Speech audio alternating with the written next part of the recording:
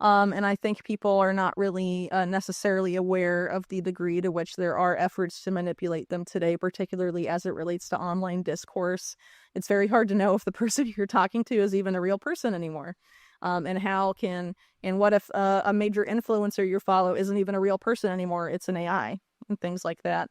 And I think the ultimate goal is to have us not be able to know what's real and what's not, and then be marketed an AI that can help us determine what's real and what's not online, which again feeds into what I mentioned earlier as sort of outsourcing our decision making. But I think ultimately we're being led on this sort of march to global government that is technocratic in nature, and then will be inherently, at some point, authoritarian, but is going to be marketed as sort of everyone will have a more equal seat at the table type of thing. But I don't think necessarily that means U.S. power is going to wane. I think U.S. empire may actually be the vehicle to instigate some of that, even though people think that, it's against the unipolar world is inherently against that. I think it could come from U.S. empire quite easily.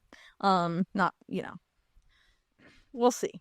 But I think ultimately, in order to engineer that type of change and have people be acclimated enough to it, particularly younger generations, you sort of have to erode the concept of national identity and really identity in general, and have any things that normally were hard, rigid definitions of one's identity become fluid and easily changeable and manipulatable based on the desires of the social engineers or the cultural engineers.